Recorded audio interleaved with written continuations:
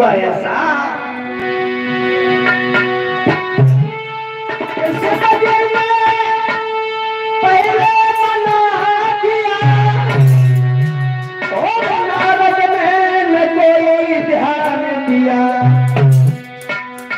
लिया काम देव तो जीत मैंने इतना भारी अभिमान।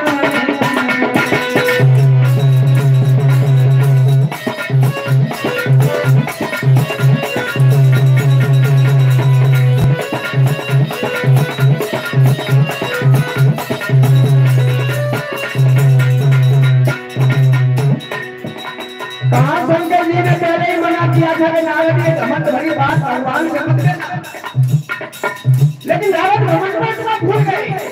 शंकर जी की कही हुई बात भूल गए यार, ये धर्म की मर्यादा ही भूल गए।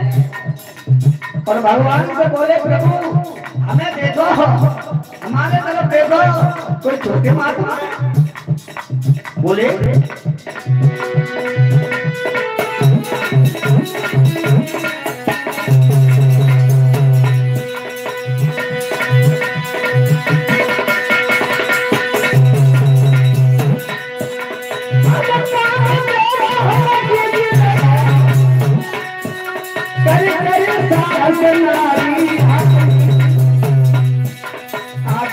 क्षमा मांगी हमसे, नहीं तुम कोई ब्रह्मचारी।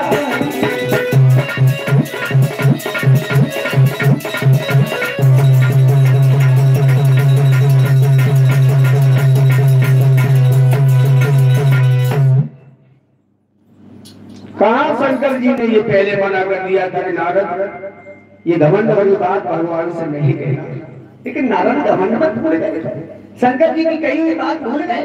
भगवान से बोले प्रभु मेरी तरफ देखो, मैं कोई छोटे महात्मा। भगवान ने ये शब्द सुने हैं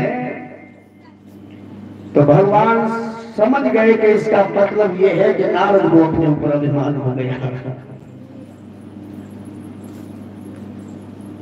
तो नारद के सामने भगवान ने नारद जैसी ही बात कह दी, जवाब दिया नारद तुमने बहुत अच्छा दिया जो कामदेव को जीत लिया, और कामदेव को जीतना तो तितली के पंख तोड़ना थोड़ा ही है। नारद बोले देखो तुम समझ गए, हम कोई छोटे महात्मा। नारद तो चले गए, लेकिन भगवान ब्रह्म में फंस गए कि नारद का घमंड कैसे दूर हो। तो भगवान ने नारद का घमंड दूर करने के लिए अपनी माया से एक बहुत सुंदर नगर बनाया, बहुत सुंदर नगर, जैसा आपका ये नगर बसा हुआ है। उस नगर में बड़े बड़े सुंदर स्त्री पुरुष रह रहे जैसे आपके में रह रहे। उसी नगर के एक राजा हुए, इनका नाम था, क्या नाम था? शीलनिधि। क्या नाम था? शीलनिधि। इन राजा के घर में असंख्य हाथी घोड़ा सेना थी, और उन्हीं शीलनिधि के घर में एक लड़की और थी। क्या नाम था? विश्वमोहनी दास कुमारी। विश्वमोहनी नाम की एक कन्या हुई इनके घर में। ये लड़की देखने में इतनी सुंदर थी, इतनी सुंदर थी, इतनी सुंदर थी, जिसके रूप को देख करके देवराज इंद्र भी मोहित हो जाता था। धीरे धीरे ये विश्वमोहनी नाम की कन्या को समझदार हुई, तो महाराज शीलनिधि ने अपनी बेटी का स्वयंवर किया। स्वयंवर कैसे कहते हैं? स्वयंवर। स्वयंवर लड़की अपने वर को स्वयं चुने, उसे कहते क्या कहते हैं? स्वयंवर। और गंधर्व विवाह कैसे कहते हैं? गंधर्व विवाह कहते हैं। आजकल कहते हैं लव मैरिज, प्यार में शादी, इसे कहते हैं गंधर्व विवाह।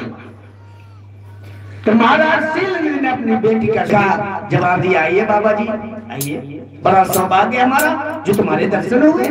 नारद बोले का छोटे महात्मा जो दरवाजे दरवाजे फिरे हैं, तुमने नहीं सुना हमारे बारे में? हमने कामदेव को जीता है। बाबा जी आप ठीक समय पर आए हो। कल के बाद परसों मेरी बेटी की शादी है, क्या मेरी बेटी की दिनदशा बताओगे?